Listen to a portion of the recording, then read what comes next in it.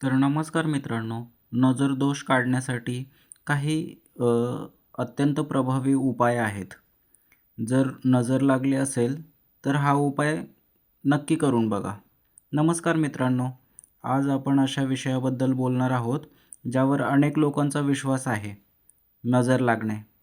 घरातील लहान मुलं, व्यवसाय, जनावरे किंवा एखादी व्यक्ती अचानक अस्वस्थ होणे, कामात अडथळे येणे किंवा सतत नकारात्मक गोष्टी घडणे याला अनेक जण नजर लागल्याचे लक्षण मानतात. नजर लागली की नाही हे निश्चितपणे सांगणे कठीण असते. अनेक वेळा यामागे इतर कोणतेही कारण असू शकतात. तरीही आपण परंपरेत काही उपाय सांगितले गेले आहेत. मीठ आणि मोहरीचा उपाय.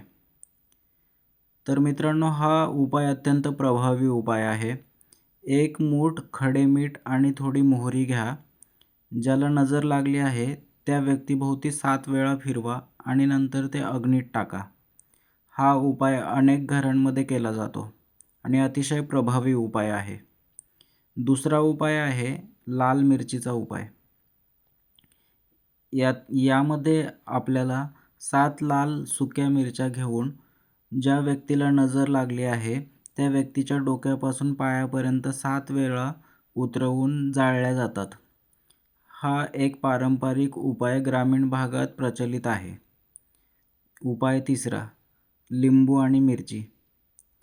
या उपायामध्ये घराच्या किंवा दुकानाच्या प्रवेशद्वारावर लिंबू आणि 7 मिरच्या बांधण्याची प्रथा आहे. यामुळे नकारात्मक ऊर्जा दूर राहते असा समज आहे. चौथा उपाय आहे देवाचे नामस्मरण. कोणत्याही समस्येवर श्रद्धा आणि सकारात्मक विचार महत्त्वाचे असतात. रोज प्रार्थना करणे, मंत्रजप करणे किंवा देवाचे नामस्मरण करणे मनाला शांतता देते. पाचवा उपाय आहे मुलांची नजर काढणे. यामध्ये लहान मुलांसाठी अनेकजण काजळाचा छोटा ठिपका लावतात. ही एक पारंपरिक प्रथा आहे जी आजही अनेक कुटुंबामध्ये पाळली जाते.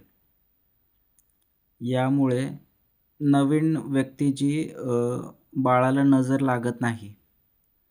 हे सगळे उपाय करत असताना एक महत्त्वाची सूचना आहे.